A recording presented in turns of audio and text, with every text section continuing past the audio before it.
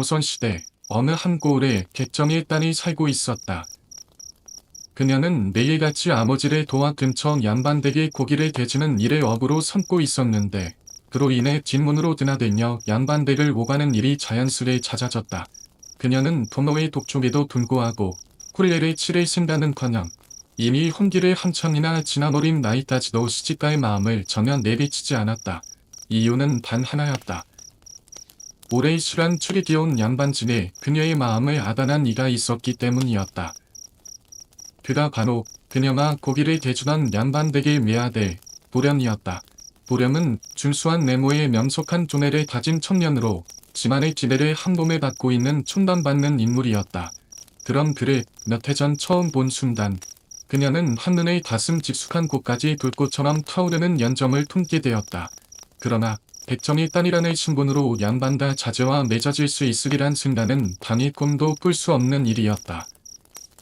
그녀는 자신이 처한 현실을 누구보다 잘 알고 있었지만 억지로 마음에도 없는 사내와 혼인의 텀샘을 소위 속에 사는 것만은 취하고 싶었다. 시간이 흐를수록 보령에 대한 그녀의 마음은 마치 가슴속에 뿌리내린 나무처럼 자라났고 결국 감당할 수 없는 지경에 이르렀다. 누구에게도 털어놓지 못한 마음은 점차 그녀를 덤들게 만들었고 보렴의 얼굴이 허공 속에 아른거리고 눈을 감아도 자꾸 떠오르니 결국엔 덤상에 눕고 말았다. 이미 딸의 속마음을 눈치채고 있었던 아버지는 아무것도 해줄 수 없는 자신의 처지를 타다녀 모른 체할 수밖에 없었지만 딸이 상사병에 걸려 죽어가는 모습을 더는 지켜볼 수 없었다. 결국 그는 마음을 다잡고 도령의 짐을 찾아나 딸의 덤세를 호소하며 간절히 예언했다. 제 딸이 도련님을 사모하다 덤이 짚어져 죽음에 이르고 있습니다. 단 한 번만이라도 만나게 해주십시오. 하지만 돌아온 건 얼음장처럼 차가운 대답뿐이었다. 먹고 살게 해줬더니 이제는 내 아들까지 내놓으라 하느냐? 당장 그놈을 끌어내라. 그렇게 쫓겨난 아버지는 물러설 수 없었다. 보련이 나오기만을 기다리며 집 앞에 숨어 있다가 그의 바지자락을 붙잡고 절절하게 사정을 했지만 돌아오는 건 역시나 냉담한 말뿐이었다. 고깃값을 더 벌고 싶어 이런 헛짓을 하느냐? 썩 꺼지지 못하겠느냐? 그 사이 딸의 덤세는 점점 짚어졌고 마침내 숨이 넘어가는 정지에 이르렀다. 그녀는 아버지에게 마지막 침을 짜내어 말한다. 아버지, 죽어서라도 도련님을 보고 싶어라. 그리고 그 말을 끝으로 백정에 따는 주물이 숨을 거두었다. 얼마 지나지 않아 보렴은 이전부터 혼담이 오가던 다른 양반집 기수와 콜레를 치르게 되었다. 그러나 콜레 전날 밤 아무도 예상치 못한 일이 벌어졌다. 신부만이 갑작스레 유명을 달리한 것이다. 이것은 단지 시작에 불과했다. 이후 보련과 혼담이 오간 모든 기수들은 하루같이 콜레 전날 밤 정체불명의 이유로 목숨을 잃는 일이 반복되었다. 이 끔찍한 사건들이 계속되자 사람들은 더 이상 보렴과 인연을 맺으려 하지 않았고 보렴은 어느새 홀짝길이 완전히 막혀버린 신세가 되었다. 집안에서는 어쩔 수 없이 마지막 희망을 걸고 이른 높은 무당을 불러들여 붓을 청하였다. 그러나 무당조차 그 기운에 눌려 무력감을 느꼈다. 무당은 집에 도착하자마자 보렴을 보자 뒷걸음질을 치며 마치 굳은 듯한 표정으로 두려운 목소리를 냈다. 이건 제가 손쓸 수 있는 일이 아닙니다. 그 여인의 원기가 너무 강해서 이 여인이라니? 무슨 여인 말입니까? 무당은 보렴을 바라보며 보련님 ven 뒤에 여인이 있습니다. 라고 말했다. 그 말을 들은 보렴은 온몸에 소름이 돋았다. 무당이 묘사한 그 귀신의 모습은 몇 해 전 죽은 백정의 딸과 너무도 흡사했기 때문이었다. 보렴은 자신의 큰 힘을 인정하고 뒤늦게 그녀의 무덤을 찾아나 정성껏 제를 지내며 눈물로 용서를 구했다. 봐, 내 잘못이네. 이제 그만 용서해 주게나. 그러나 그녀의 원혼은 결코 그를 용서하지 않았다. 귀신의 장난은 그 후로도 멈추지 않았다. 보렴의 삶의 어둠이 드리운 건 바로 그때부터였다. 번번이 과거 시험에 나타나고 밖에 나가기만 하면 크고 작은 제한이 끊이지 않았다. 조용했던 그의 삶은 점차 부서져갔고 빛나던 메모도 사라져버린 채 그는 방 안에 닫혀 소금만 멍하니 응시하며 살아갔다. 그 모습은 마치 생전 백정의 딸이 덤상에 누워있을 때와 너무도 닮아 있었다. 그렇게 태인처럼 살아가던 어느 날 도렴은 이상한 꿈을 꾸었다. 꿈속에서 그는 삼각산을 깎아지른 절벽의 숨겹기에 오르고 있었고 등 위에서는 노인이 그를 내려다보며 말했다. 원어는 은혜로만 풀리는 법. 그대는 이곳에서 귀인을 만나게 될 것이다. 노인은 그 말을 남긴 채 허공 속으로 사라졌고 도렴은 깜짝 놀라 잠에서 깨어났다. 너무나도 생생한 꿈이었다. 그저 한낱 꿈이라 치부하기에는 마치 누군가나 부르는 듯한 절박함이 느껴졌고 현실처럼 뚜렷한 감각이 남아있었다. 도렴은 이 꿈이 결코 평범한 일이 아니라고 여겼다. 곰곰이 생각해보니 노인이 말한 나이란 바로 다음 날이었고 마치 정해진 운명을 암시하는 듯한 느낌이 들었다. 그는 이 모든 것이 하늘이 내린 뜻이라 여겼고 어떻게 해서든 그곳에 가보지 않으면 안 될 것만 같았다. 그동안 겪어온 연이은 불행으로 인해 그는 바깥 출입조차 두려워하던 사람이었지만 이번만큼은 마음을 굳혔다. 도렴은 스스로에게 다짐했다. 그저 숨만 쉬고 사는 삶이 무슨 의미가 있겠는가. 차라리 이 길에서 죽는 한이 있더라도 나는 그 절벽에 올라나 보겠노라. 그렇게 다음 날이 받자 도렴은 짐을 챙겨 홀로 삼각산을 향해 길을 나섰다. 산 초입을 지나 골짜기에 들어서자 마치 누군가 기다리고 있었던 것처럼 온 산이 신안기로 가득 뒤덮이기 시작했다. 한 치 앞도 보이지 않을 정도로 자욱한 안개였지만 도렴은 주저하지 않았다. 그는 묵묵히 그러나 단호하게 안개 속을 뚫고 산길을 오르기 시작했다. 얼마나 시간이 흘렀을까. 몇 개의 봉우리를 넘자 드디어 꿈에서 보았던 광경이 눈앞에 펼쳐졌다. 하늘을 찌를 듯이 솟은 절벽이 있었고 그 광경은 마치 현실이 아닌 듯 몽환적이었다. 도렴은 바위 틈을 손에 움켜쥐고 숨이 턱까지 차오르는 고통을 견디며 절벽을 지어 올랐다. 마침내 도착한 꼭대기는 단 한 사람이 단순히 몸을 눕힐 수 있을 정도로 좁은 공간이었다. 그곳에서 도렴은 반대편 절벽 끝에 뭉클인 채 앉아있는 사람의 형체를 보게 되었다. 안개가 자욱하여 얼굴은 분간할 수 없었지만 그는 잠삼을 걸치고 머리를 짧게 닦는 모습이었다. 누가 보아도 스님임을 알아볼 수 있는 차림새였다. 도렴을 순간 확신했다. 이분이 바로 꿈에서 노인이 말했던 뒤임임이 틀림없다. 그는 재빨리 바나나 조심스레 물었다. 승인, 어인일로 이 험한 절벽에 오르셨습니까? 그러자 승려는 도렴을 보자마자 놀란 듯한 눈빛으로 말했다. 어젯밤 예사롭지 않은 꿈을 꾸고 이곳에 이르게 되었지요. 도렴은 놀라움을 감추지 못했다. 나처럼 꿈을 꾸고 여기까지 올 사람이라니. 이불은 정말 보통 인물이 아니구나. 안개는 점점 짙어졌고 이제는 서로의 그림자조차 보이지 않을 지경이 되었다. 발에 한 발짝만 잘못 내디뎌도 절벽 아래로 떨어질 것 같은 아찔한 상황 속에서 도렴은 결국 그 자리에 무릎을 꿇고 앉았다. 짧은 침묵 끝에 승려가 조용히 입을 열었다. 안개가 거칠 때까지는 시간이 좀 걸릴 듯하니 이참에 서로 이야기를 나누어 보시는 게 어떻겠습니까? 보아하니 양반집 도련 같으신데 어찌 이런 험한 곳까지 오시게 되었는지요? 승려의 물음에 도렴은 천천히 입을 열었다. 백정의 딸이 죽은 이야기부터 혼자나 어그러진 일, 태인처럼 살아온 지난 세월까지 그는 말할수록 가슴속 깊이 묻어두었던 회한이 쳐오르는 것을 느꼈다. 그동안 누구에게도 말하지 못했던 진심이었다. 내게 그 일은 남의 일이 아니었습니다. 도렴은 말을 잇는다. 그저 그녀를 한 번이라도 따뜻한 눈길로 바라보았더라면, 그녀의 마음을 알아주었더라면. 잠시 침묵이 흘렀고 승려는 눈을 감은 채 고개를 끄덕이더니 조용히 입을 열었다. 공자께서 그렇게 숨기고 계시던 이야기를 나누셨으니 이제 저도 제 이야기를 들려드려야겠군요. 오래전 일이긴 하지만 저 또한 원혼의 저주를 살만한 죄를 저지른 적이 있습니다. 숙녀는 먼 기억을 더듬듯 말했다. 젊은 시절 탑바를 다니던 중 어느 여인의 집에 묵게 되었습니다. 그녀는 가족을 모두 잃고 혼자 살아가던 여인이었지요. 그녀는 비록 가난했지만 저를 극진히 대접해 주었습니다.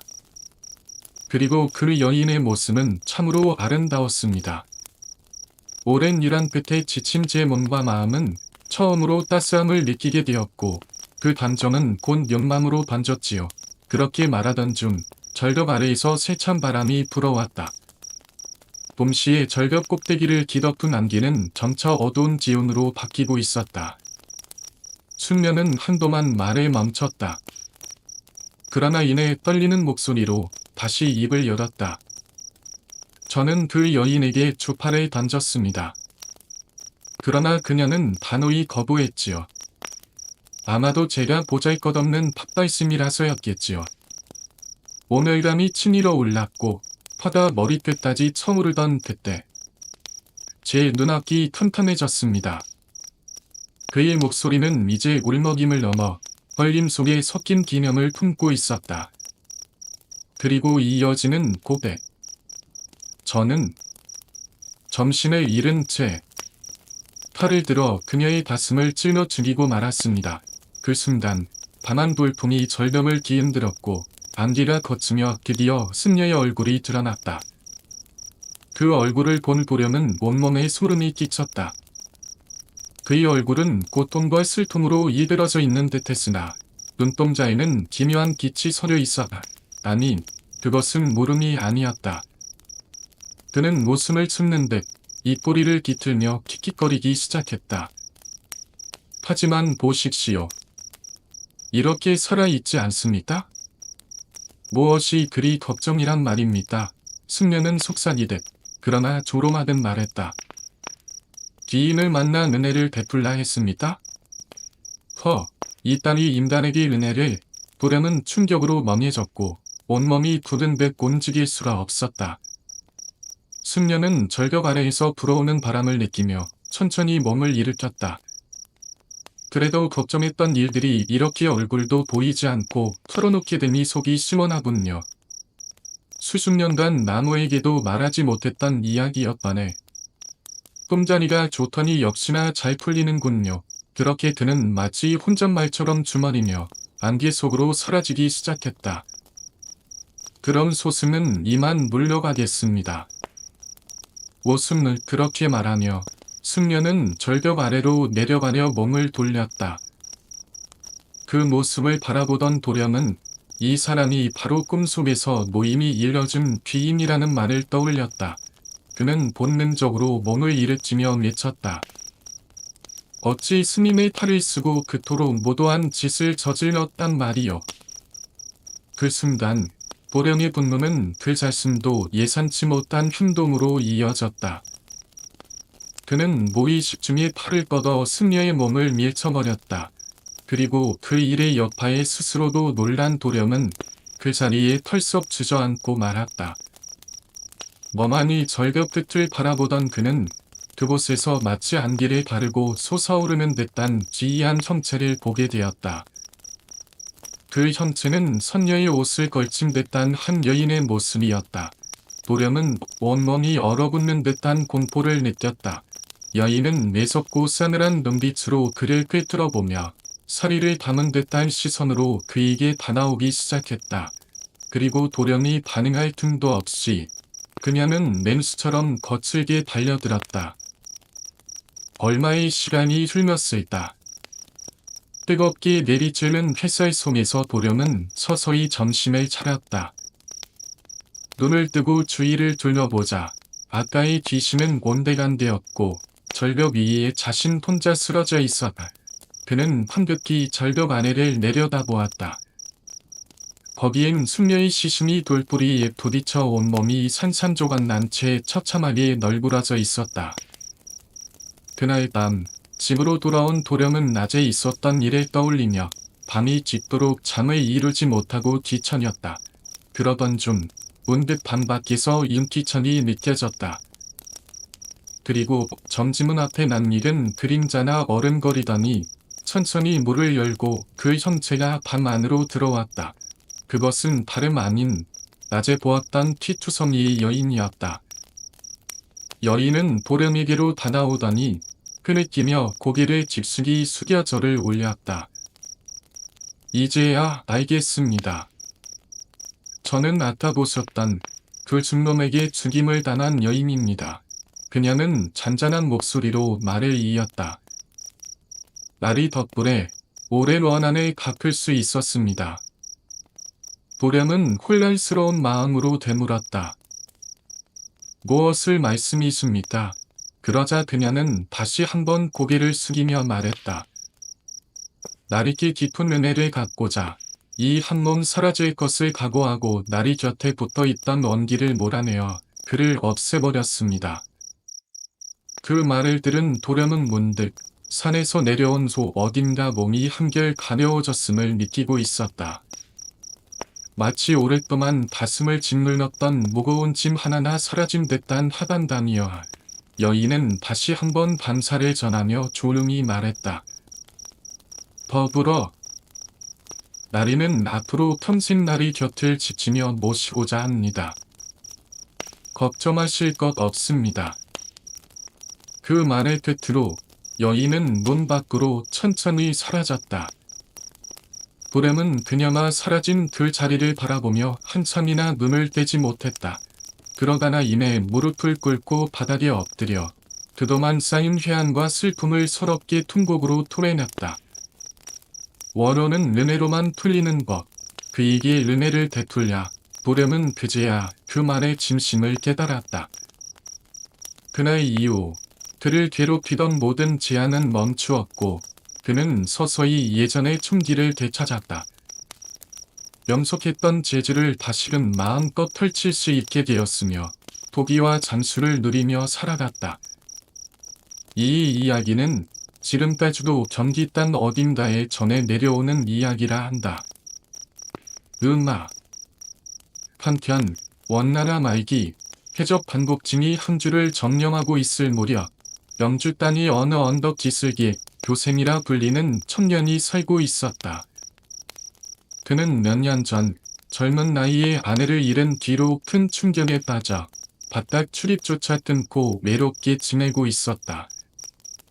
그렇게 긴 수요일이 흐른 어느 날 교생은 대논다에 멍하니 서서 언덕 아래를 내려다보았다. 그곳에 사람들이 등놈을 들고 즐겁게 떠드는 모습이 보였다. 명지에서는 매년 정월 대보름이 되면 신부를 막론하고 모두가 등놈을 들고 거리에 나와 함께 논의는 풍습이 있었다. 오늘이 바로 그날이었던 것이다. 교생은 속으로 중얼거렸다. 벌써 대보름인가 보군. 사람들의 웃음소리에 울적했던 마음도 한층 가벼워진 듯했다. 그는 한참을 망설이다가 오랜만에 사람 구경이나 하자며 물을 나섰다. 복잡이는 저작거리를 거닐며 청염색색의 등놈을 구경하다 보니 어느새 깊은 밤이 지어 있었다. 사람들이 하나둘 사라지고 소란스럽던 거리도 점점 조용해졌다.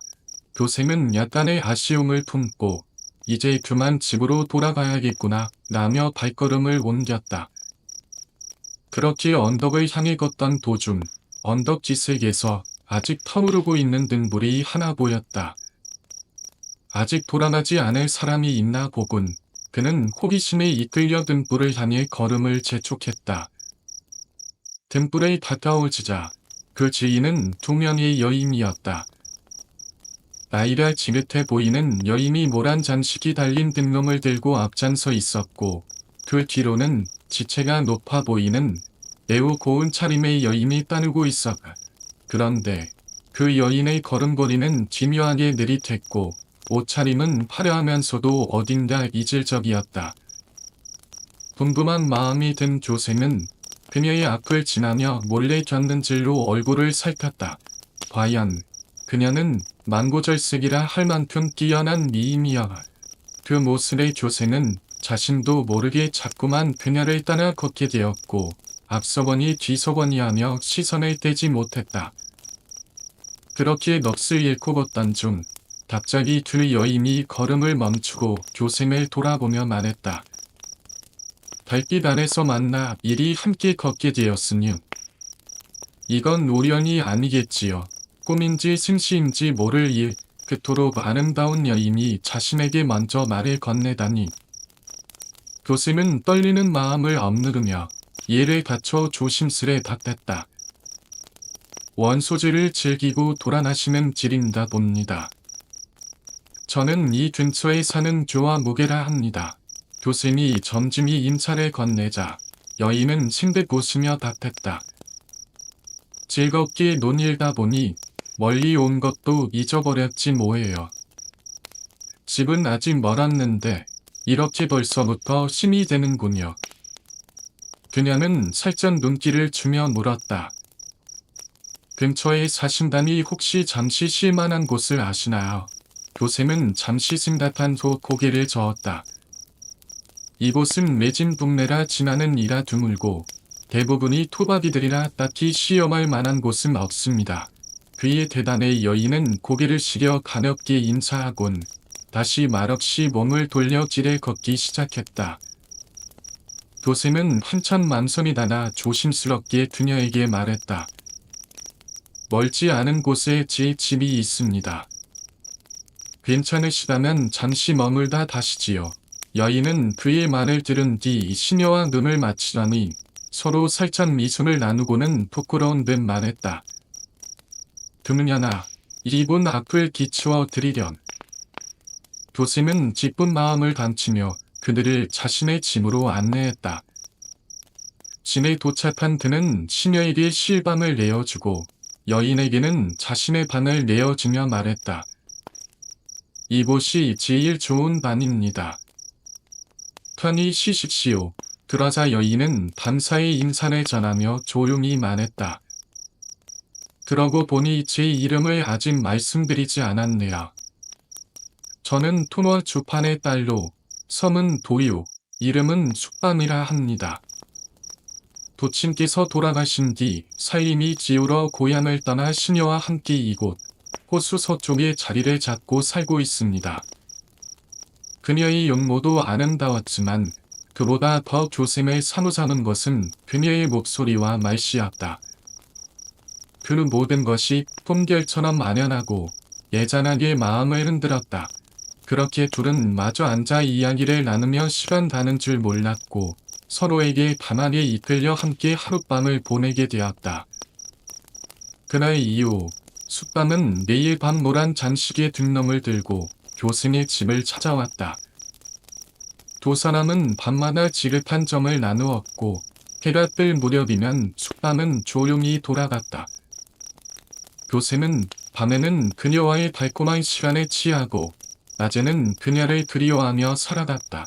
오랜 세월의 우울과 외로움이 마치 씻겨나간 듯 그는 매일이 지적처럼 행복했다. 그러던 어느 날 숙밤을 만난 지 보름째 되는 날 아침 대문 밖에서 누군가 교샘을 부르는 소리가 들려왔다. 이보게. 어서 문을 좀 열어보게. 뜻밖의 방문이었다. 아내를 잃은 뒤로 이웃들과의 완례를 끊었던 그였기에 그는 의아한 마음으로 문을 열었다. 문 밖에는 이웃집 노인이 서 있었는데 그의 얼굴엔 설명할 수 없는 두려움이 가득 되어 있었다. 교샘이 물었다. 이른 아침에 어인 일로 오셨습니까? 하지만 노인은 그의 질문엔 대답하지 않고 다짜고짜 되물었다. 자네, 요즘 밤은 제대로 챙겨 먹고 있는가? 2천원 만에 교샘은 노인이 자신을 몰래 엿보았음을 직감하고 언짢은 표정으로 쏘아붙였다. 내가 뭘 하든 무슨 상관이시오? 괜히 신경 끄시오. 그는 물을 받으려 했지만 노인은 급히 교샘의 소매를 붙잡았다. 며칠 전부터 자네가 이상한 행동을 하길래 어젯밤 몰래 자네 방을 들여다봤네. 노인은 떨리는 목소리로 말했다. 혹시 자네 자신이 뭘 하고 있는지도 모르는 건 아는가? 교샘은 문손자들을 놓고 다시 물었다. 그게 무슨 말씀이십니까? 노인은 잠시 말을 멈추더니 이내 입을 열었다. 어젯밤 자네는 얼굴에 분칠에 한 시체를 껴안고 밤새도록 잠들어 있더군. 시체라고러. 노인의 말에 경악한 조세는 급히 방으로 들어가 거울 앞에 섰다. 울도미에 비친 자신의 얼굴은 생기가 없고 양볼과 눈두덩이가 온통 파여 있었으며 마치 이미 죽은 자의 모습과도 같았다. 조금 뒤 문 앞까지 따라온 노인이 낮게 말했다. 예전에 들은 말이 있네. 귀신에게 원기를 빼앗기면 산자는 점점 죽어가고 죽은 자는 생기를 얻게 된다 하더군. 그는 덧붙였다. 자네, 지금 반잔 둘 여인을 끊지 않으면 목숨을 잃을지도 모르네. 그 말을 들은 조세는 숙반이 말한 호수 서쪽을 기억해냈고 미친 듯이 그곳으로 달려갔다. 그리고는 집집마다 찾아다니며 그녀를 수소문했다. 하지만 누구도 그녀에 대해 아는 사람이 없었다. 조세는 사람이 들락거릴 법한 곳은 모두 뒤졌지만 어디에도 그녀의 흔적은 없었다. 해는 저물고 조세는 지칠 대로 지쳐 있었다. 잠시 쉴 곳을 찾다 발견한 곳은 호숫가에 있는 호신사라는 절이었다. 절에 들어선 조세는 핀란에 앉아 숨을 고르다 어둠 속 마루 끝에 반쯤 열린 방 하나를 보게 되었다. 그 안에서 익숙한 무언가 다 눈에 들어왔다. 조심스럽게 바나나 보니 그것은 모란 장식이 달린 등론이었다. 그는 떨리는 손으로 방문을 열었다. 그 안에는 지프로 만든 인형 하나가 걸려 있었고 인형 몸통에는 숙반이라는 두 글자가 쓰여 있었다. 교샘은 그 이름에서 알 수 없는 소름을 느끼며 방 안을 샅샅이 살폈다. 그리고 방 한켠 작은 관이 놓여 있었고 그 위에는 종이 하나가 붙어 있었다. 거기엔 이렇게 적혀 있었다. 범어 주판 부시의 딸 숙반의 관. 그 순간 교생이 온몸은 얼어붙었고 머리털이 쭉 펴서며 비명조차 지를 수 없었다. 그는 그대로 사찰을 뛰쳐나와 어둠 속으로 도망쳤다. 숙반이 귀신이었음을 알아차린 교생은 그녀가 다시 찾아올다 두려운 마음에 감히 자신의 집으로 돌아갈 수 없었다. 그는 급히 이웃 노인의 집으로 향해 몸을 숨겨줄 것을 청했다. 그리고는 낮 동안 있었던 일을 낱낱이 털어놓았다. 노인은 잠시 생각에 잠긴 뒤 조심스럽게 말을 꺼냈다. 오늘 하루야 어떻게든 넘길 수 있겠지만 내일에 이렇게 숨어 다닐 순 없지 않겠는가. 내 듣기로 소지의 성묘관에 미법사라 불리는 도인이 있는데 부적 하나로 귀신을 쫓는 실력이 이 고을에서 제일 가능이라 하네. 그를 찾아나 부적을 받아보는 게 좋겠네. 도샘은 노인의 말을 옳게 여겨 봄이 트기를 기다렸다나 즉시 소주로 향했다. 그리고 얼마 후 성묘관에 도착하자 이 법사는 조샘을 보자마자 놀란 눈빛으로 말했다. 전에 얼굴에 욕이라 가득하구만. 도샘은 그의 순통한 기호를 단번에 알아차리고 오를 낮추어 절하며 자순이 적은 일을 조용히 이야기했다. 법사는 가만히 그의 말을 들은 뒤 붉을색 먹으로 부적 2잔을 점성스레 썩어냈다. 한 잔은 방문 위에, 다른 한 잔은 짐승 위에 붙이게 도샘은 눈물을 글썽이며 깊은 반사를 퇴했다. 그러자 법사는 말끝을 낮춰 당부했다. 명심하게. 앞으로 절대로 호신사 근처엔 가지 말게. 도샘은 집에 돌아오자마자 보사나 시킨 대로 부적을 집안 이곳저곳에 붙였다. 그리고 날이 저물자 집안을 지켜보며 혹시 숙반이 다시 찾아오지 않을까 두려운 마음으로 밤을 지새웠다. 깊은 밤이 되자 담벼락 너머로 등불 하나가 가까이 다가오는 것이 보였다. 불빛은 곧 대문 앞에 멈췄고 물을 잡아당기는 소리 다 들려왔다. 물은 열리지 않았다. 그러자 등불의 주인은 점점 거칠게 물을 흔들기 시작했고 도샘은 두려움에 두 눈을 질끈 감았다. 하지만 잠시 후 그를 요란했던 소리가 갑자기 멈추었다. 눈을 떠보니 불빛은 천천히 담벼락 너머로 돌아가고 있었다. 그날 이후 숙반은 다시는 조심히 집을 찾아오지 않았고 그는 겨우 공포에서 벗어나 마음을 놓을 수 있었다. 그러나 운명은 다시 그를 놓아주지 않았다. 며칠 뒤 도샘은 불수라는 마을 근처에 사는 친구를 만나게 되었다. 오랜만에 회포를 풀며 시간을 잊고 있다 보니 밤이 짚어졌다. 몸은 지쳐 있었지만 그는 미법사의 반보가 떠올라 절대로 호신사 근처를 지나가지 않기 위해 먼 길을 돌아 진으로 향했다. 힘겹게 걸음을 옮긴 끝에 그는 마침내 대문 앞에 도착했다. 그러나 고개를 들어보는 순간 그가 도착한 곳은 자신의 집이 아니다. 바로 호신사 앞이었다. 그 순간 등골이 서늘해진 조승의 귀 낯익은 여인의 목소리가 울려 퍼졌다. 어찌 이제야 오십니까? 고개를 들어보니 숙반이 그 앞에 서 있었다. 그녀는 말없이 팔을 뻗어 조승의 옷깃을 잡고 탄식했다. 참으로 박점하시네요. 그동안 단 한 번도 발걸음을 하지 않으시다니. 예탈이 기다렸습니다. 날이. 교수는 온몸이 떨며 그저 말을 잃고 말았다. 숙반은 그를 조용히 이끌며 말했다. 어서 안으로 드시지요. 교수는 저항할 수 없었다. 등놈을 든 수녀 금녀는 무표정한 얼굴로 그를 향난 핏땀으로 안내했다.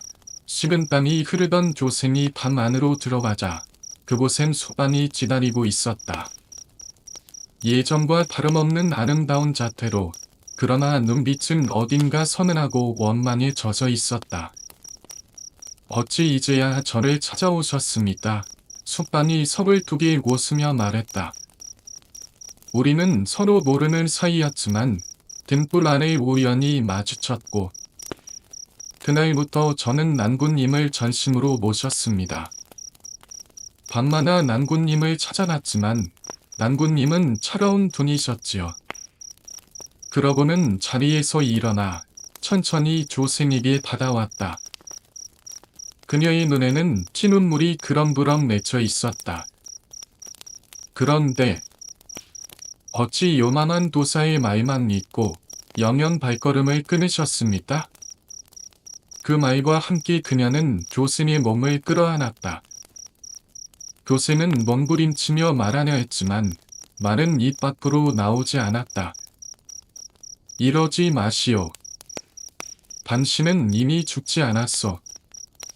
그 순간 숙반 뒤로 놓여있던 관이 저절로 열렸다.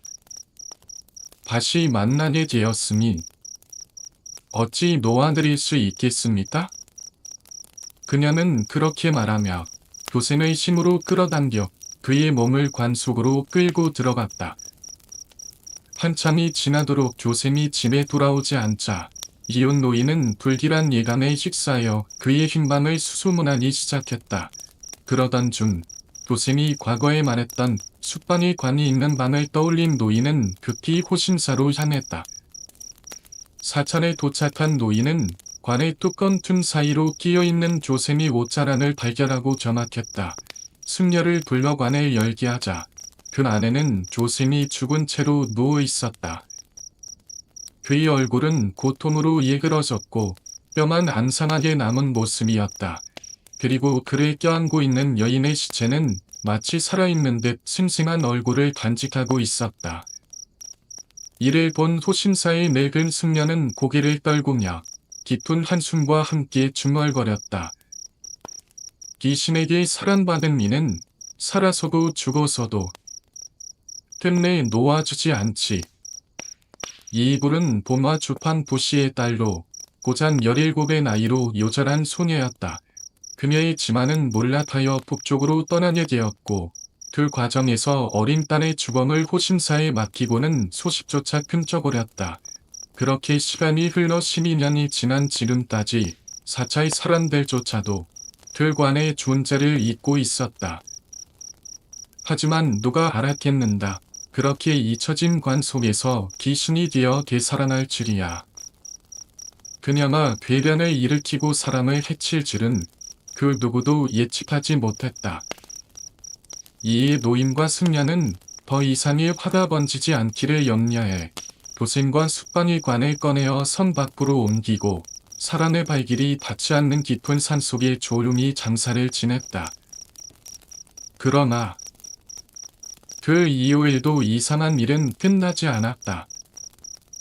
영지에서는 발빛이 비치지 않는 흐린 밤이면 어디선가 고란 댐놈을 든 교생과 숙반이 길을 나란히 걷는 모습이 목격되곤 했다.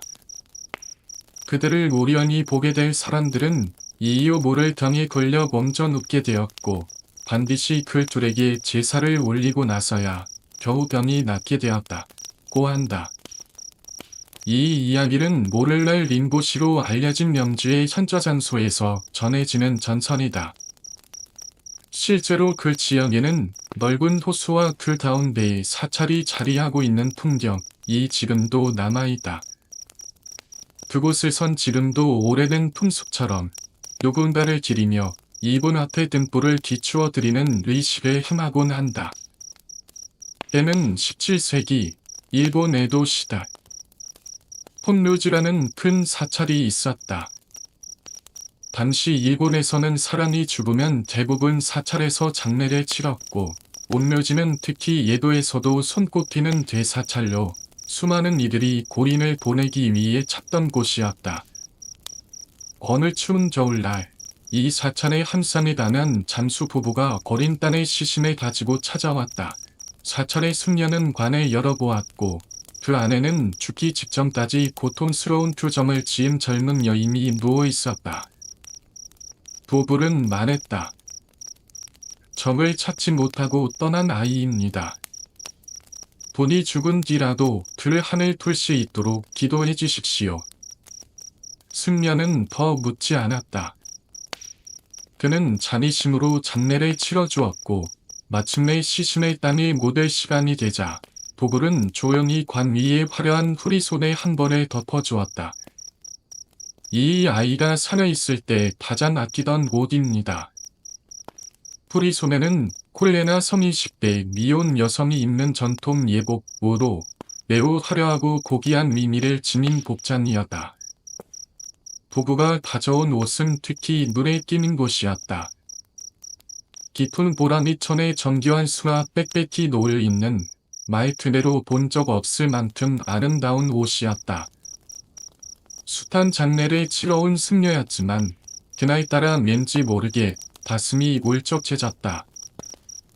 마치 그 화려한 옷조차 생전에 메롭고 아팠을 소녀의 고요한 영혼을 감싸 안는 듯한 모습이었기 때문이다.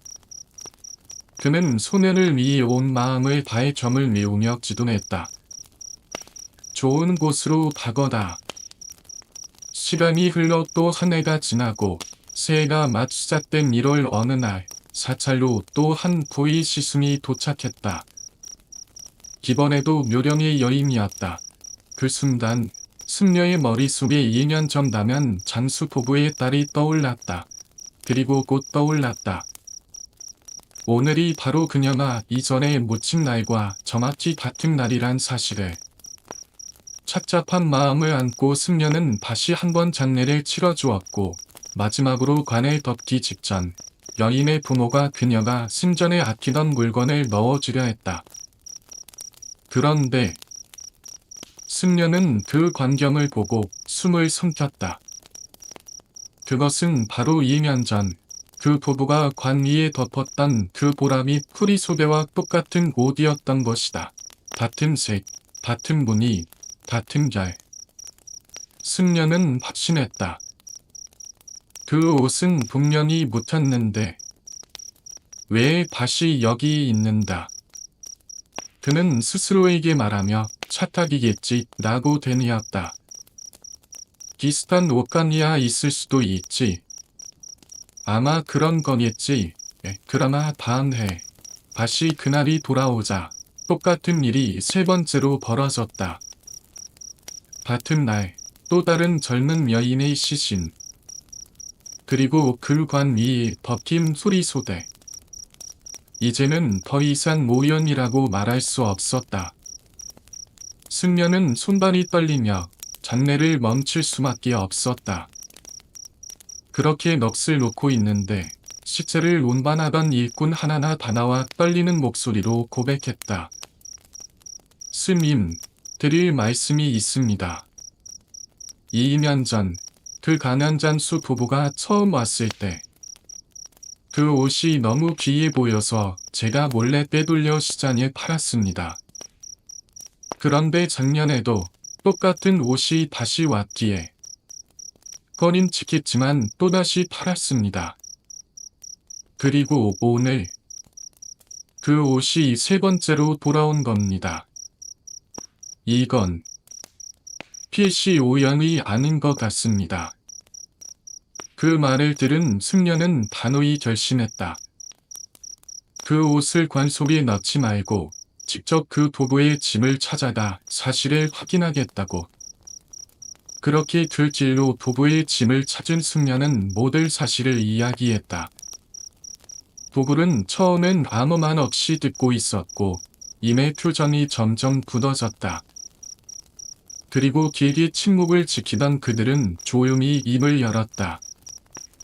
오리의 딸, 오키쿠는 그녀는 어린 시절부터 세상에 대한 호기심이 많았던 소녀였다. 그러나 잠시 도일했던 가문이었기에 가문을 지키려는 부모는 딸의 외출을 철저히 금했고 오키쿠는 1년에 단 2번 마을에 큰 축제가 있을 때만 겨우 짐을 나설 수 있었다. 그래서 그녀는 1년 내내 축제 날만을 기다리고 또 기다렸다. 그녀가 17이 되던 해 마을에는 오랜만에 큰 축제가 열렸다. 오키쿠는 부모에게 외출을 허락받았고 설레는 마음으로 단장을 마친 뒤 짐을 나섰다. 세상 구경도 오랜만이고 사람들과 섞여 웃고 떠드는 기회도 드물었기에 그녀는 벅찬 마음을 안고 저자거리를 걸었다. 그러던 중 오키쿠의 시야에 문득 한 차례가 들어왔다. 그는 보라색 무늬가 수놓인 화려한 예복을 걸친 젊은 남자였는데 그 얼굴은 여인 못지않게 고운 선이 살아있어 사람들 틈에서도 단한 눈에 띄는 미남이었다. 오키쿠는 한순간에 그의 존재에 마음을 빼앗겼다. 후레인 듯 눈길을 고정한 채 그의 얼굴을 빤히 바라보다가 결국 눈이 마주치고 말았다. 그 순간 사내는 잔잔한 미소를 지으며 오키쿤을 바라보았다. 그 짧은 눈짓 하나에 그녀의 심장은 덜컥 내려앉았다. 오키쿤은 어떻게든 그를 따라가고 싶어졌지만 사람들로 가득한 거리는 그녀의 발걸음을 쉽게 허락하지 않았다. 한참을 애쓰던 중 어느새 사내의 시야에서 사라지고 말았다. 집에 돌아온 오키쿠는 아무 일도 손에 잡히지 않았다.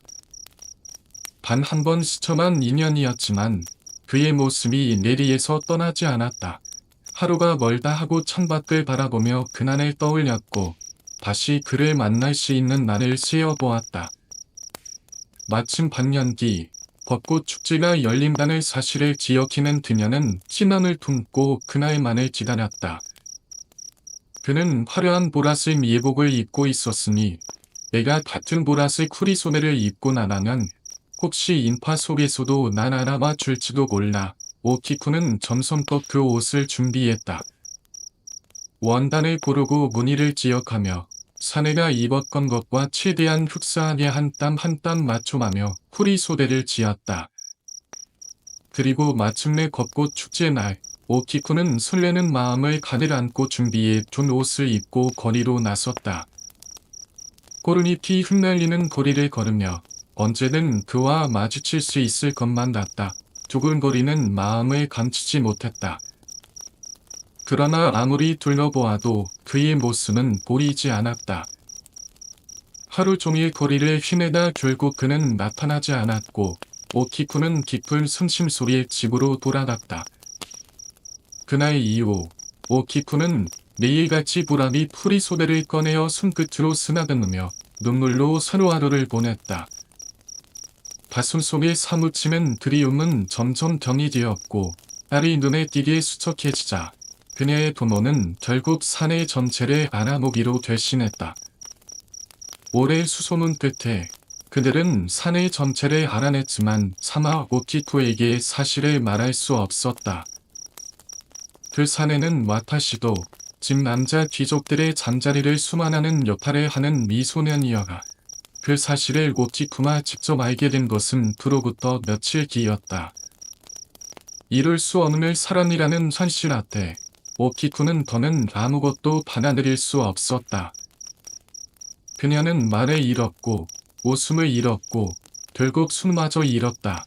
20살이 되기도 전에 그녀는 삼사병에 수달리나 조용히 세상을 떠났다. 반면 잔수 부부는 딸의 죽음을 받아들이지 못한 채 그녀가 생전에 가장 아꼈던 보람이 풀이소매를 관 위에 덮어주며 눈물로 작별을 고했다. 다음 생엔 부디 그와 만나 해로하거라. 이 이야기를 들은 훗놀지의 숙녀는 더는 이를 두고 볼 수 없었다. 그는 곧장 절로 돌아와 오키쿠의 풀이소대를 꺼내어 정결한 재를 올렸다. 그대의 한은 잘 알겠소. 하지만 이순이 억울함은 여기서 끝내시오. 이 땅의 처녀들이 무슨 죄가 있겠소. 부디 좋은 곳으로 가시오. 그는 후리소대에 불을 붙였다. 화려한 보라미천은 서서히 타오르며 연기로 변했고 숙녀는 두 손을 모은 채 지도했다. 극락완생 하소서. 그런데 바람이 불어왔다. 서늘하고도 묘한 바람이었다. 마치 오키쿠의 영혼이 무언가 말하고 있는 듯한 기운이어가 순간 숙녀는 돌아서려다 무언가 이상한 낌새를 느꼈다. 불을 붙인 지 한참이 지났건만 천이 튀기는 터년 오히려 기이한 보라색 빛을 내며 더 격렬히 타오르고 있었던 것이다. 연기 속에서 그는 희미하게 오키쿠의 얼굴을 보았다. 그때 숲에서 불어오던 바람은 불풍으로 바뀌었고 풀이소대에서 타오르던 불씨는 높게 치솟아 절 뒤편으로 날아갔다. 잠시 후 법당기에서 기명 소리가 들려왔다. 스님. 법당님. 숙녀만 급히 달려가 보니 법당 지붕의 불길이 옮겨붙어 이미 하늘을 뒤덮고 있었다. 그는 사람들을 모아 불을 끄려 했으나 불길은 줄어들 기세 없이 더욱 퍼져갔다. 결국 화마는 사찰을 삼키고 이웃 민다로 번졌다. 불은 삭시란의 도시 전체로 퍼졌고 이윽고 에도는 거대한 불바다로 변해버렸다. 이 화재는 사흘 동안이나 계속되어 도시의 70%가 잿더미로 변했고 약 10만 명에 달하는 사람들이 목숨을 잃었다. 이 재앙은 일본 역사상 가장 참혹한 화재 중 하나로 기록되었으며 사람들은 그날의 불을 예일대화제라 불렀다. 풀이소대에서 시작된 저주라 하여 이는 훗날 풀이소대 대화제라고도 불리게 되었다. 이 이야기가 전해지던 시대에도 하리마스라는 영주가 있었다. 그는 대대로 내려온 귀한 보물, 10개의 귀한 그릇을 간직하고 있었다. 그는 이 그릇들이 자신을 재앙과 암살에서 지켜지는 틀리스만이라 믿었고 별도의 방에 엄중히 보관하며 애지중지했다. 그리고 그 그릇들을 관리하는 일을 가장 신뢰하던 하녀에게 맡겼는데 그녀의 이름은 오키쿠였다. 오키쿠는 본래 가난한 농부의 딸이었다. 하지만 그녀의 뛰어난 미모는 결국 영지의 눈에 띄게 되었고 그렇게 그녀는 하리마스 영지의 저택에서 일하게 되었다. 언제나 감히 범접할 수 없는 섭리의 세계였기에 오키쿠는 처음부터 영지의 은혜를 입었다는 감사한 마음으로 자신을 낮추고 또 낮추며 살았다. 그녀는 영지에게 충성심을 보이기 위해 모든 일에 성심을 다했고 특히 그가 가장 소중히 여기는 10개의 귀한 그릇을 관리하는 임무를 맡게 되었을 때는 더욱더 자신을 다잡았다. 작은 흠 하나도 남기지 않기 위해 미애같이 그릇을 중심이 닫고 정성스럽게 살폈으며 실수 하나 없이 완벽하게 그들을 지켜냈다. 오키쿠의 고운 얼굴과 단정한 태도는 항상 사람들의 이목을 끌었고 그녀가 저택에 들어온 후에도 그런 관심은 줄어들지 않았다. 특히 영지의 가신 중 한 명이자 무장이었던 대치자는 오래전부터 그녀를 흠모해왔다. 그는 단순한 호감 이상의 감정을 품고 있었고 오키쿠만을 진심으로 바라보며 그녀에게 다가갔다. 그러던 어느 날 영주가 외출로 자리를 비운 틈을 타 대치자는 그릇이 보관된 방으로 들어가 그녀에게 고백했다. 나는 오랫동안 남자를 마음에 품어왔어. 함께 살아보는 것이 어떻겠어? 그러나 오키쿠는 고개를 단호히 저으며 말했다. 영주님께서 내리신 은혜를 저버릴 수 없습니다. 나리의 말씀을 받아들일 수는 없습니다. 그녀의 정중하고도 단호한 거절에 대치자는 당황했다. 하지만 그는 물러서지 않았다. 그날 이후로도 그는 선물과 함께 열렬한 구애를 계속해서 이어갔다. 그러나 돌아오는 건 언제나 냉정한 거절뿐이었다. 결국 상처받은 자존심은 분노로 변했고 대치자는 협박으로 돌아섰다. 오를 또 거절하면 반드시 후회하게 만들어 주겠소. 그러나 오키쿠는 한치의 망설임도 없이 차갑게 되닫았다. 이미 수없이 말씀드렸습니다. 내가 죽더라도 당신 뜻대로는 되지 않을 겁니다. 그 말에 대치자는 얼굴을 일그러뜨리며 속으로 이를 갈았다. 죽어서도 싫단 말인다. 반드시 그 대가를 치르게 해주마. 다음 날 오키쿠는 여느 때와 다름없이 조심스럽게 그릇을 정리하고 있었다. 그런데 무언가 이상했다. 하나, 둘, 셋. 아무리 씌어보아도 그릇은 단 9개뿐이었다. 10개 중 하나나 사라져 있었다. 놀란 오키쿠는 온 밤을 뒤져보았지만 그릇은 보이지 않았고 결국 그 자리에서 털썩 주저앉고 말았다. 이윽고 영주라 돌아와 방에 들어섰고 그녀의 안색을 살핀 뒤 무슨 일이냐고 물었다. 그녀는 떨리는 목소리로 그릇이 하나 보이지 않는다고 말했다.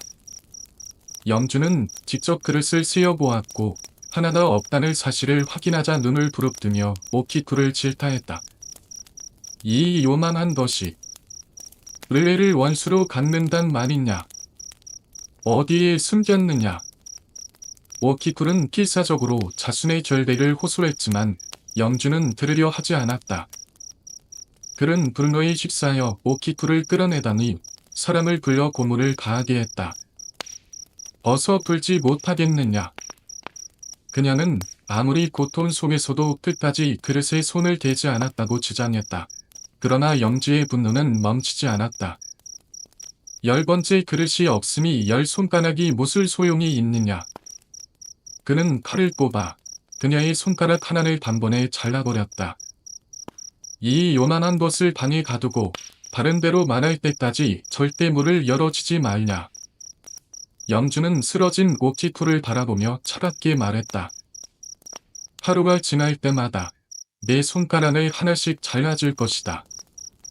그날 밤 오키쿠는 팡팡한 방 안에서 자신의 억울함을 삼키며 눈물로 새벽을 맞이했다. 그런데 조용한 방에 율기척이 들렸고 누군가 문을 열고 들어왔다. 그것은 바로 대치자였다. 그는 바나와 그녀의 어깨를 감싸며 말했다. 나는 당신이 훔치지 않은 걸 알아요. 내가 영주님께 잘 말씀드리면. 그러면서 슬며 그는 우물 속을 들여다보았다. 그러나 그녀의 몸은 끝내 떠오르지 않았다. 깊이를 알 수 없는 우물 안에서 차디찬 물속으로 사라진 오키쿠는 마치 이 세상에서 존재 자체가 지워진 듯 흔적조차 남기지 않았다. 개추자는 그 자리에 그대로 주저앉아 칼을 떨어뜨린 채 편천도만이나 험함한 눈으로 그 어둠의 심연을 들여다보았다. 오키쿠가 우물에 몸을 던져 죽었다는 소식은 저택을 넘어 올 섬으로 퍼져나갔고 염주는 깜짝 놀라온 지만을 샅샅이 뒤져 사라진 그릇을 찾기 시작했다. 그릇은 단순한 물건이 아니었다. 그의 목숨을 지켜주는 수호물이자 조상의 일상이었기에 더욱 불안해진 그는 식음을 정퇴하며 덤적으로 집착했다. 그러나 아무리 찾아도 그릇은 나타나지 않았고 결국 오키쿠의 죽음과 함께 그 일은 사람들의 기억 속에서 점차 잊혀져 갔다. 그러던 어느 날 섬뜩한 일이 벌어졌다. 염주가 아이를 얻게 되었는데 태어난 아이의 손가락이 9개뿐이었다. 바로 그날 밤부터 오키쿠가 죽은 우물에서는 무언가를 새는 듯한 낮고 기이할 소리가 들려오기 시작했다. 하나, 둘, 셋. 그 목소리는 낮은 듯 분명하게 저택 곳곳을 맴돌았고 저택에 사는 모든 사람들은 그 숫자를 함께 듣게 되었다. 처음에는 단순한 춤첨으로 여겼지만 그것은 날이 갈수록 뚜렷해졌고 반복되었으며 밤이 짙어질수록 점점 또렷하게 귓단에 파고들었다. 네, 다섯, 여섯. 사람들은 모두 숨을 죽이고 기를 말았다. 왜냐하면 그 숫자가 열에 도달하는 순간 그 소리를 들은 자는 반드시 죽는다고 믿었기 때문이다. 저택 안은 매일 밤 공포로 가득 찼고 낮에도 기묘한 진잔이 떠돌았다. 어느 날부터는 오키쿠의 귀순이 저택 안을 떠도는 모습까지 목격되기 시작했다. 키투소미가 된 채 손가락이 잘린 모습의 한 그녀가 복도 끝이나 마당 귀퉁이에서 문득 나타나 저택 사람들을 노려보았다고 한다. 특히 대치자에게는 그녀의 목소리와 손삼이 시도 때도 없이 나타났다. 어디를 가든 그녀의 숫자 세는 목소리가 들렸고 눈을 감아도 그녀의 눈빛이 떠올랐다.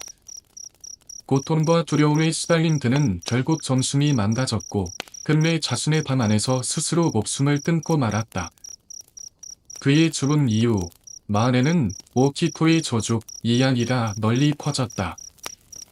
그녀에게 원한을 산 자들은 모두 참혹한 최후를 맞이했다는 소문은 백성들 사이에서 공포로 자리 잡았고 마침내 그 소식은 막부까지 전해지게 되었다. 막부는 저택의 혼란과 민심의 동요를 이유로 염지에게 책임을 물었다. 그의 염지를 몰수하고 그에게는 스스로 대를 가르는 칼국의 면이 내려졌다. 그렇게 오키쿠에게 업보를 남긴 이들은 모두 비참한 결말을 맞이했다. 그러나 그날 이후에도 우물 속에서 들려오는 오키쿠의 목소리는 사라지지 않았다. 밤이 되면 어김없이 시작되는 숫자 세는 소리. 하나, 둘, 셋. 그리고 9에서 멈추는 소리. 그녀의 영혼은 아직 떠나지 못한 채 저 우물 속에 머물고 있는 것이다. 사람들은 두려움에 떨며 더는 우물 근처에 가지 않았고 저택은 사실상 버려지다시피 했다.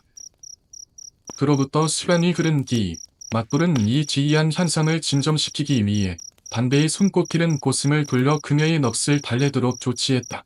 고슴은 저택에 도착하자마자 우물에 얽힐 사연을 자세히 들었다. 그리고 사람들은 입을 모아 충고했다. 스무인, 조심하십시오. 밤마다 그릇을 세는 소녀의 목소리가 들리는데 만약 10가지 세는 걸 듣게 되면 죽게 됩니다. 하지만 고슴은 담담하게 고개를 끄덕였을 뿐 두려움의 기색 없이 오히려 조용히 눈을 감고 기도하기 시작했다. 그리고는 발이 뜨고 밤이 짚어지기를 기다렸다. 마침내 고요한 밤이 찾아오고 고슴은 우물 앞에 자리를 잡았다. 조용히 주문을 읊으며 우물 뚜껑을 여닫다. 그 순간 들려왔다. 하나, 둘, 셋. 사람들은 깜짝 놀라 고슴을 말리려 했지만 그는 흔들림 없이 자리를 지켰다. 모두가 도망쳐 버린 자리에 오직 그만이 우물을 응시하고 있었다. 그러자 고슴은 조용히 입을 열었다. 잠시 침묵이 흘렀고 마침내 오를 속에서 신이한 목소리가 따라 흘러나왔다. 쇠했다. 그 이후로 더는 오키코의 목소리가 들리지 않았다고 한다. 그녀의 넋은 마침내 누군가에 의해 완성될 시자와 함께 짐작으로 정리된 것이다. 하지만 오랜 시간이 흐른 뒤 오물 속에 이상한 벌레들이 생겨났다. 그들은 줄에 매달린 듯 길게 늘어진 형상이었고 사람들은 그 벌레를 오키코의 환생이라 여겨 오키코모시, 복회라 불렀다. 이야기는 그렇게 끝이 났지만 그녀의 원한은 아직도 어느 밤 저 깊은 오물 속 어둠에서 들려올지 모른다. 최진사는 아침밤을 마치고 낮 대청으로 나오려던 참이었다. 그때 갑자기 집 안쪽에서 기명 소리가 울려 퍼졌다. 익숙한 듯 낯설게 느껴지는 아들의 목소리였다. 놀란 마음에 허둥지둥 대청으로 나다보니 그의 장남이 안색이 새하얘진 채 얼굴에 난 종기를 움켜쥐고는 바닥에 웅크리고 있었다. 무슨 일이냐? 최진사가 미치자 아들은 고통에 겨운 목소리로 대답도 못한 채 기명을 지르고 있었고 이내 그의 손가락 틈 사이로 서늘이 흐르기 시작했다. 종기가 마침내 터진 것이었다. 그 터진 자리에서 흘러나오는 피는 멈출 기세도 없이 계속 흘러내려 순식간에 그의 가슴을 적시고 dim줄기를 타고 흘러내리며 온몸을 붉게 물들였다. 발끝까지 피가 닿자 주변에 있던 가족들은 놀라 허겁지겁 달려와 아들을 부축했지만 그 순간 그의 몸에서 또 한 차례 피가 불씨처럼 솟구쳐 오르더니 이내 맥없이 고꾸라졌다. 최진사는 아들의 이름을 애타게 불렀지만 이미 그의 숨결은 멎은 지 오래였다. 그대로 숨이 넘어간 아들의 얼굴은 고통스러운 표정으로 굳어 있었고 키로 얼룩진 옷자라는 그의 죽음을 더욱 기륵적으로 만들어 주었다. 장매는 눈물 속에서 치러졌다. 온 가족이 슬픔에 빠져 통곡했고 마을 사람들 역시 하나같이 안타까워하며 조문을 왔다. 그런데 슬픔이 채 가시기도 전에 또 하나의 기묘한 일이 벌어졌다. 장례가 끝난 다음 날 함께 울던 둘째 아들의 얼굴에도 무언가 이상한 점이 생겼다. 바로 미간 한복판에 장난의 그것과 똑같이 붉은 점이 박혀 있었던 것이다. 이게 대체 무슨 일이란 말인가? 최진사는 이마에 식은 땀이 흘렀다. 그의 등골이 서늘해지며 마치 몸속까지 한기가 스며드는 듯한 기분이 들었다. 그는 모든 일을 제쳐두고 아들의 이 붉은 점이 무엇인지 알아내기 위해 위원을 불러들였다. 약을 써보고 침을 놓아보기도 했지만 점은 점점 부풀어 오르더니 마침내 인도만큼 커졌다. 그리고 예상대로였다. 장난과 같은 방식으로 종기가 터졌고 피는 끝없이 흘렀으며 둘째 아들 역시 들피 속에서 목숨을 잃었다. 이제 남은 건 막내 아들 뿐이었다. 하지만 뒤를은 끝나지 않았다. 며칠 후 막내 아들의 이마에도 붉은 점이 솟아오르기 시작했다. 제발 노마는 안 된다. 최진사는 애타게 하늘을 향해 외쳤지만 누구도 그의 지도를 들어주지 않았다. 막내 아들은 천들과 같은 운명을 피하려 안간힘을 썼다. 침을 맞고 약을 바르고 붓을 하며 온갖 방법을 동원했지만 종길은 멈추지 않았다. 그리고 마침내 키는 또다시 터져나왔고 막내 아들은 기참하게 목숨을 잃고 말았다.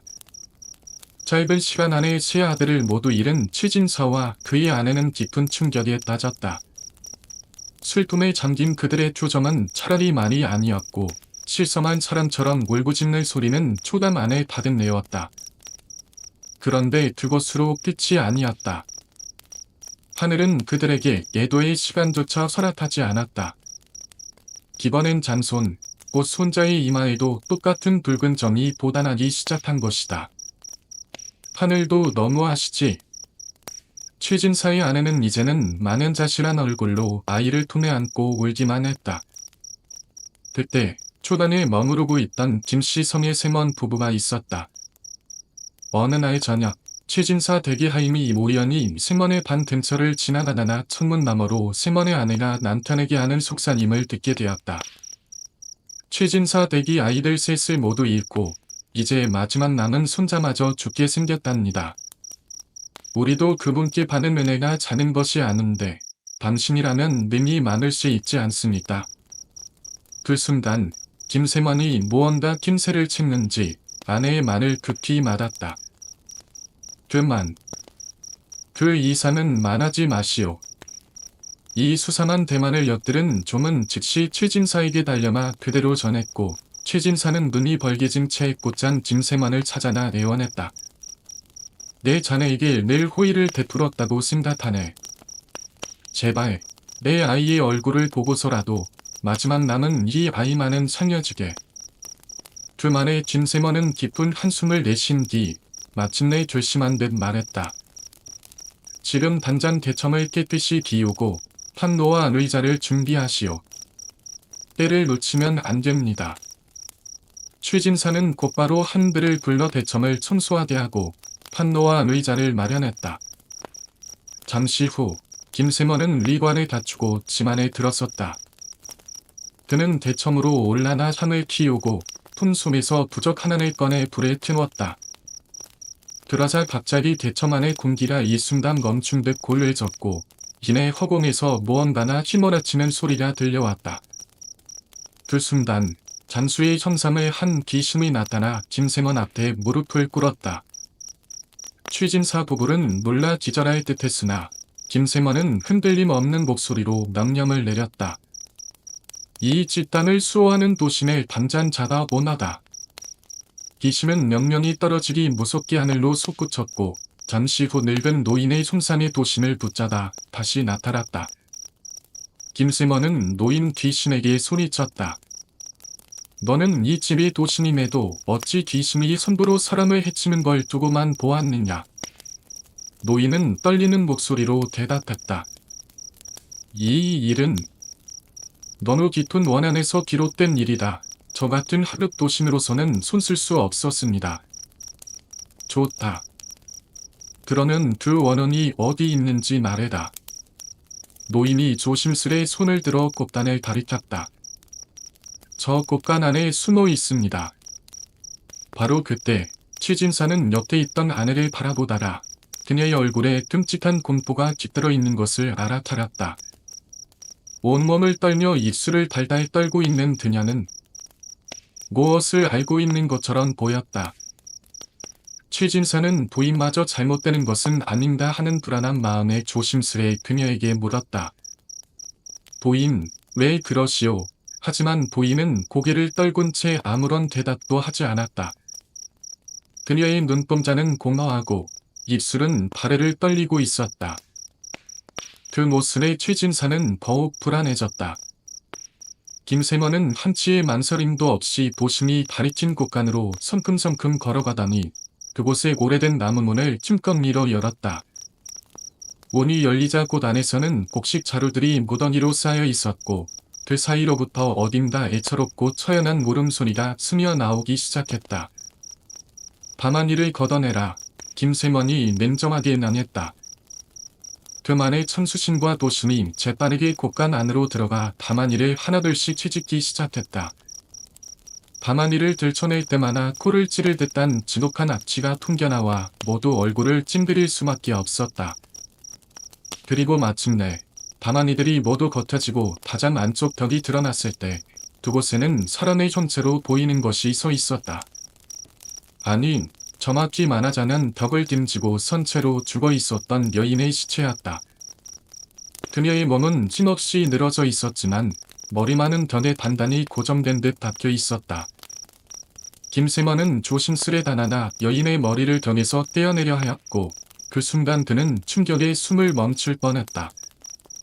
여인의 미간, 두 눈썹 사이에는 커다란 숨곳 하나가 짙이 막혀 있었던 것이다.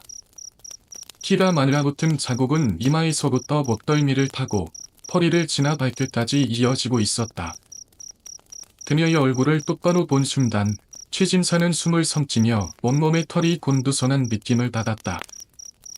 그것은 바로 12년 전 영문도 모른 채 흔적 없이 사라졌던 그의 짐 여종이었다. 당시 사람들은 그녀가 짐을 나눠 도망쳤다고 생각했지만 진실은 이토록 끔찍한 죽음에 있었던 것이다. 그때 죽은 줄로만 알았던 여인의 눈이 갑자기 번쩍 뜨이며 시뻘겋게 물든 눈동자가 살아있는 자들 위로 치켜떴다. 그리고는 붉고 낯선 목소리로 외쳤다. 내가 이러고도 무서울 섬 싶으냐. 이어지는 개성은 마치 노끄러기 부딪혀 깨지는 소리 같았고 그녀는 김세먼에게 미친 듯이 달려들었다. 그러나 김세먼의 손짓이 바차 참수심이 즉시 창을 휘둘러 그녀의 발을 꿰뚫었다. 귀신은 그 자리에서 뒤틀거리더니 결국 쓰러졌고 김세먼은 냉정한 눈빛으로 그녀를 내려다보며 물었다. 최진사 가문의 뒷줄을 잇는 자네를 죽인 건 모두 내 짓이냐? 대체 어떤 원한으로 이리도 끔찍한 짓을 저지른 것이냐? 그러자 여종의 귀신은 더 이상 저항할 수 없음을 느꼈는지 흐느끼며 입을 열었다. 나는 본래 이 집안의 여종이었습니다. 하루는 주인 어른이 장날 삼아 내 손을 잡았는데 그때 주인 마님께서 그 모습을 보고는 팔 하나 나를 곳간으로 두르셨습니다. 그리고 미리 송곳을 반환한 벽 앞에서 내 머리를 그 벽에 밀쳐 박아버렸습니다. 그 후 가만히 속에 내 시체를 감추고 내 죽음을 아무도 모르게 했지요. 그녀는 모혈하며 말을 이었다. 그렇게 죽고 나서도 아무도 나를 찾지 않았습니다. 그렇게 10여 년이 흐르고 어느 날 이 집안의 복이 찾아오길다. 나는 내 원한을 풀기로 마음먹었습니다. 그런데 밤심이 참견할 줄은 몰랐습니다. 김세먼은 그녀의 말을 듣고서도 분노를 감추지 않았다. 요만한 것을 반다. 아무리 억울하게 죽었더라도 어찌 살아있는 이들에게 그런 해를 끼치는 것이냐. 그리고는 곧장 도신과 참수신에게 명을 내렸다. 이 귀신을 산 깊은 곳으로 끌고 가 바위 아래에 가둬다. 절대 다시 세상으로 발을 붙이지 못하게 하다. 귀신은 끌려가면서도 마지막까지 저항했다. 발버둥을 치며 소리쳤다. 이대로 끝나지 않을 것이다. 너희 모두 기억하다. 나는 돌아올 것이다. 귀신이 사라지자 대처 안에는 침묵이 흘렀다. 최진사는 김세먼에게 다시금 깊이 허리 숙여 인사했다. 정말 고맙네. 자네 아니었으면 내 자손은 모두 죽었을 게야. 그러나 김세먼의 표정은 여전히 어두웠다. 그는 조심스럽게 입을 열었다. 일단은 놈을 막아두었지만 그 원한은 아직 풀리지 않았습니다. 그러니 안심하지 마십시오. 최진사는 깜짝 놀라 물었다. 아직 끝난 게 아니라니 무슨 말씀이요? 김세먼은 깊은 탄식을 내쉬며 준비한 비밀을 털어놓았다. 놈은 50년 뒤 반드시 그 자리에서 다시 빠져나올 겁니다. 그땐 제 힘으로는 어찌할 수 없을 것입니다. 그 말을 들은 최진사는 어쩔 줄 몰라 하며 다시 김세먼에게 묻고 또 물었지만 그는 더 이상 아무 말도 하지 않았다. 그날 이후 최진사의 손자의 미간에 생겼던 붉은 점은 말끔히 사라졌고 집안에는 터몬이 찾아왔다. 최진사 부부는 여종의 시신을 정성껏 장례 치르고 요 앞에서 긴 시간 동안 고개를 숙여 용서를 빌었다. 그러나 김세먼의 마지막 말이 마음 한켠에 깊이 막혀 지워지지 않았다. 며칠 후 최진사는 혹시나 앞으로의 일에 대비해 조언을 구하고자 김세먼의 초반을 찾아났지만 그는 이미 야만도주한 뒤였고 초단엔 먼지만이 쌓여 있었다. 그리고 50년의 세월이 흐른 어느 날 최진사의 후손들 중 일구의 이마에 다시금 붉은 점이 나타나기 시작했다. 그들은 무슨 일을 해도 어떤 치료를 받아도 죽음을 피할 수 없었다. 결국 그 후손들까지 하나둘씩 모두 사라지고 최씨 가문은 완전히 멸문지화가 되었다. 그제야 귀신의 저주는 멈추었고 그 고을에서는 다시는 그와 같은 병이 나타나지 않았다고 한다. 저 자리는 손님이 좀처럼 드나들지 않는 외진 구석이었다. 그 노인은 마치 세상의 법칙조차 모르는 사람처럼 처음 장에 나온 듯 어리둥절한 얼굴로 그 한적한 자리에 주저앉더니 손끝으로 더듬어가며 점치는 도구들을 하나씩 꺼내 펼쳐놓지 시작했다. 그 광경을 우연히 본 덕세는 저러다 하루 장사를 통째로 망치게 생겼구먼 하고 잠시 노인의 처지를 염려했지만 곧 몰려드는 손님들의 점심에 빼앗겨 그 생각도 이내 잊고 말았다. 그렇게 분주히 장산을 하간에가 저물 무렵 장을 저무려던 찰나 덕스의 눈에 다시 그 노인이 들어왔다. 덕스는 눈을 찌푸렸다. 하루 종일 장사를 하고 있던 노인의 앞에는 여전히 손님 하나 보이지 않았고 낡은 깔기 위에 놓인 전도구들만이 초라하게 바람에 흔들리고 있었다. 자신의 바구니는 이미 기어가고 있었기에 덕스는 묘한 미안함과 함께 안쓰러운 마음이 들어다나나 조심스레 먹을 것을 내밀었다. 어르신, 여긴 장사하기 그리 좋은 자리가 아닙니다. 다음엔 제 옆자리에 함께 앉으시는 게 어떻겠습니까? 그러나 노인은 덕스의 말을 자르듯 말없이 먹을 것을 받아들더니 허연 눈동자로 그의 얼굴을 뚫어지게 바라보았다. 말 한마디 고맙다는 인사 없이 음식을 허겁지겁 입에 넣는 모습에 덕스는 밤함과 함께 불쾌함을 느꼈지만 그가 나이든 레미님을 떠올리며 꼭 참고 발길을 돌렸다. 그런데 뒤돌아서는 그 순간 등 뒤에서 노인의 낮고 거친 목소리가 울려 퍼졌다. 곧새 장가를 받았구만. 순간 덕세는 발걸음을 멈췄다. 노인의 목소리는 명백히 그를 향해 말한 것이었다. 어리둥절한 얼굴로 뒤를 돌아보며 물었다. 저한테 하신 말씀이십니까, 어르신? 노인은 대답 대신 후금을 응시하며 중얼거렸다. 금주를 두른 부인이 있는 자나 장가를 들면 큰 부자나 되겠어. 그 얼토당토하는 말에 덕세는 불쾌감을 드러냈다. 이미 처자식이 있는 몸인데 못을 새 장가의 부자 타령이란 말인다. 자리가 문제라기보단 어르신의 정계가 문제일 수도 있겠군요. 말을 남기고 덕세는 뒤도 돌아보지 않고 집으로 향했다. 그리고 그날 이후 노인은 장터에서 다시는 보이지 않았다. 처음엔 그 말들을 웃어넘겼지만 시간이 흐를수록 그 노인의 목소리가 귀에 맴돌기 시작했다. 장가를 들면 큰 부자가 되겠어. 곧 새 장가를 받았구만. 하루는 장사를 마치고 지친 몸을 이끌고 집으로 돌아왔는데 어쩐지 예전과는 다르게 눈에 들어오는 풍경이 달라졌다. 낡고 허름한 지왓장, 반질반질해질 대로 해진 솥단지, 허리가 휘어지도록 일만 하는 아내의 초췌한 모습.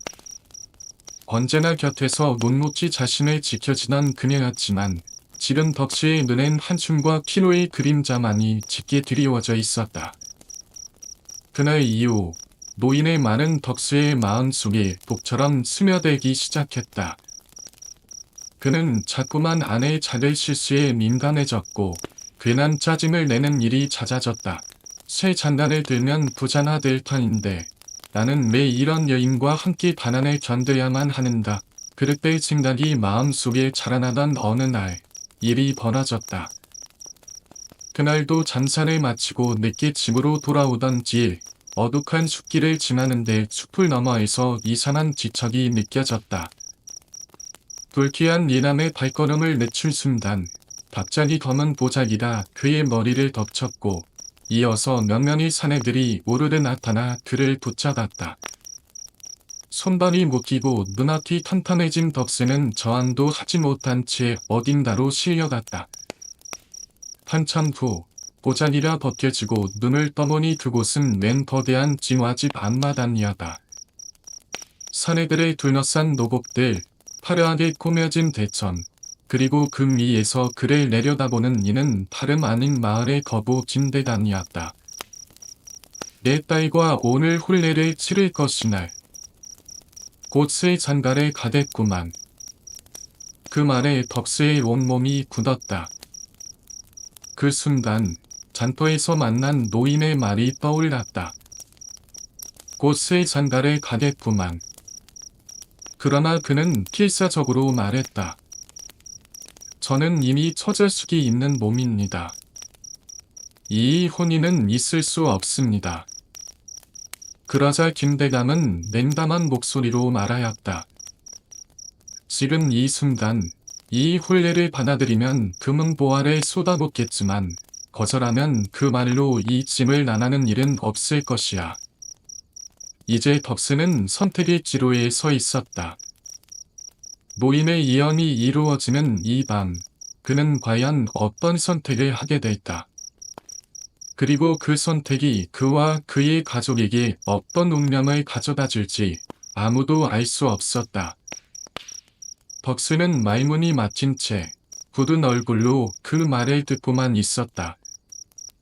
마치 누군가 자신의 운명을 몰래 짜맞춘 것처럼 처음 장가에서 마주친 그 노인의 한마디가 지금 이 상황의 시작이었다는 사실이 뼛속까지 느껴졌다.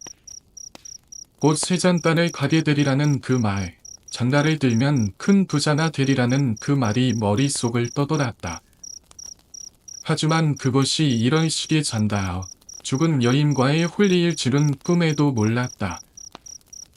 그의 두 다리는 힘이 풀려 제대로 서 있을 수도 없었다. 대감은 늘시울이 붉어진 채 조용히 말을 이었다.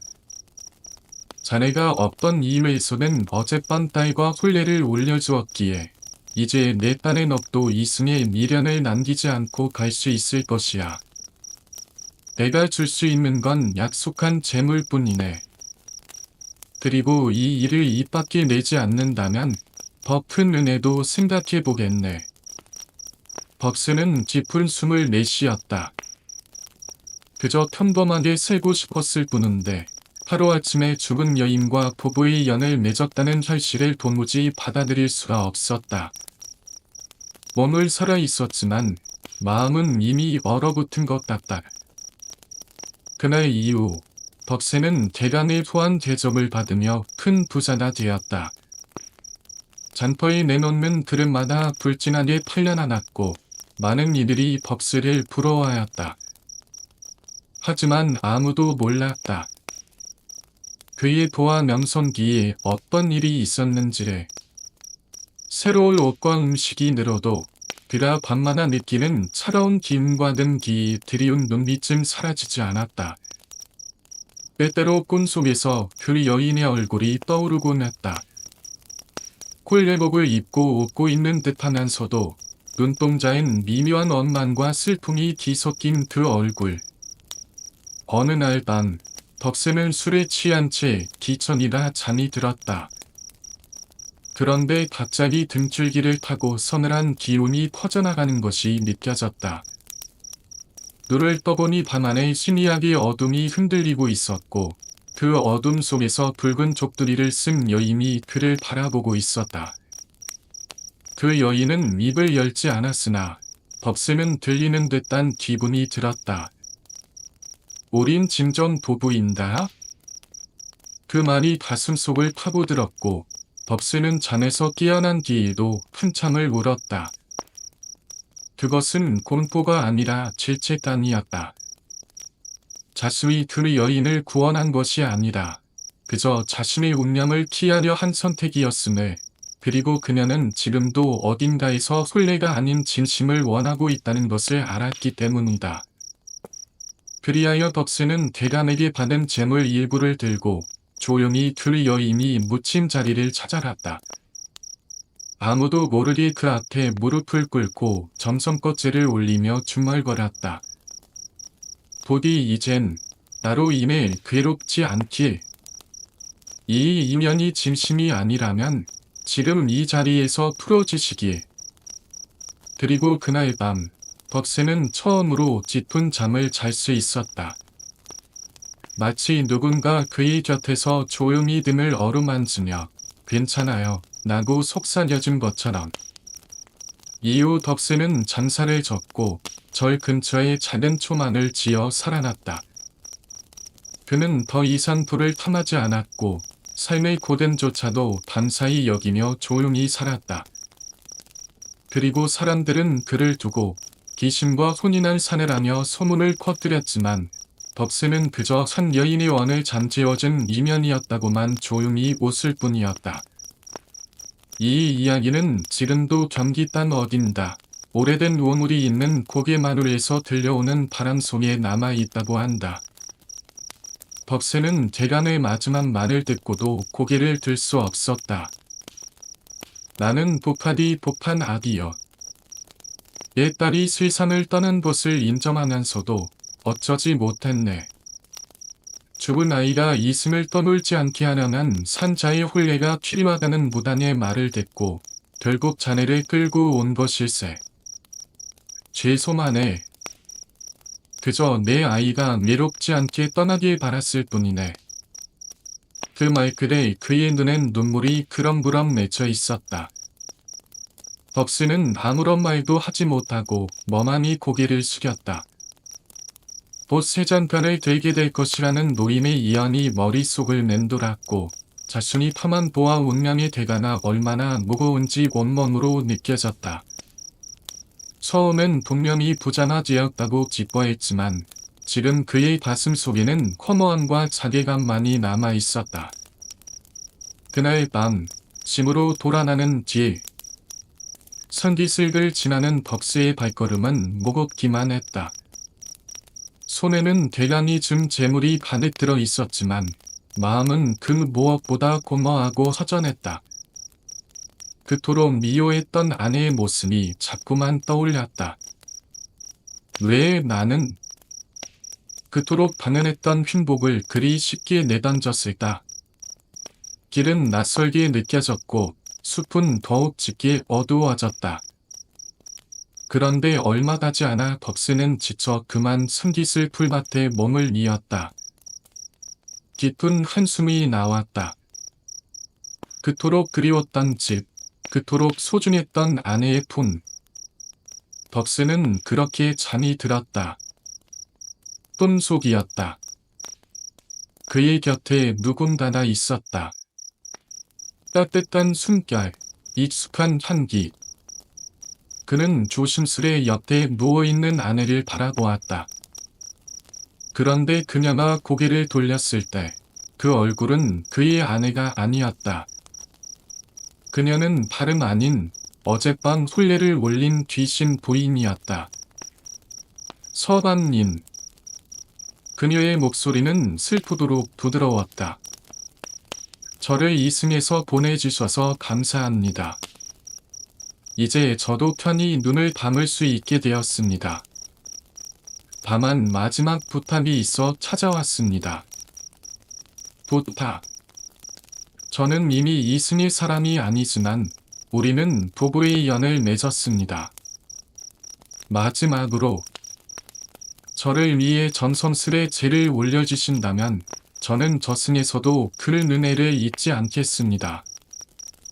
그녀는 덕수에게 고개를 숙여 깊이 절을 했다. 그 순간 그녀의 옷자락이 바람에 흩날리듯 흐려지며 이내 그의 눈앞에서 사라졌다. 덕수는 모르야 눈을 떴다. 잘송이 쓰러져 있는 곳은 바로 어제 그 혼례가 있었던 대강찍달의 무덤 앞이었다. 본굴은 작고 조촐했지만 마치 누군가나 방금 다녀간 듯 꽃 한 송이가 놓여 있었다. 그는 천천히 일어섰다. 마음속에 어떤 깨달음이 차오르고 있었다. 내가 그리도 원만했던 삶, 지겹게만 느껴졌던 집. 그것이야말로 가장 지켜야 할 인연이었구나. 그는 곧장 집으로 달려갔다. 대문을 열고 들어서자 아내가 부엌에서 서리를 숙여 밥을 하고 있었다. 그녀의 등이 얼마나 작고 야이었는지 덕스는 그제야 알았다. 여보, 내가 바보였어. 그는 그녀를 꼭 안고 한참 동안 말을 잇지 못했다. 아내는 처음엔 방황했지만 이내 눈가가 붉어지며 그를 꼭 안아주었다. 그날 이후 덕세는 아내를 향해 한없이 다정해졌고 함께 웃으며 밤을 먹고 함께 낮은 지붕 아래에서 웃으며 잠들었다. 대간에게 받는 재물은 곧장 삶을 안정시켜 주었고 덕세는 누구보다 성실하게 일하며 이웃에게도 아낌없이 나누어 주는 사람이 되었다. 그리고 무엇보다 잊지 않았다. 그녀의 마지막 부탁에 기신 부인의 넋을 위해 정성껏 제를 올렸다. 환을 키우고 맑은 물을 떠놓고 부디 좋은 곳으로 가시오. 나는 진심 어린 지도를 전했다. 사람들은 이후 덕세가 큰 부자가 되었고 사람다운 인정을 얻었다고 칭송했지만 정작 덕세는 언제나 이렇게 말했다. 모든 건 내 곁에 있던 소중한 사람을 잃지 않은 덕분이지요. 그렇지, 그녀가 묻힌 그 산을 사람들 사이에서 도부의 덕을 깨우쳐준 산이라는 뜻으로 도덕산이라 불리게 되었다. 현재 이 산은 경기도 광명시에 실제로 존재하며 지금도 어떤 바람이 부는 날에는 그 산원 위에서 곱게 빛나는 붉은 족들이 사랑이 스치고 지나간다는 말이 전해진다.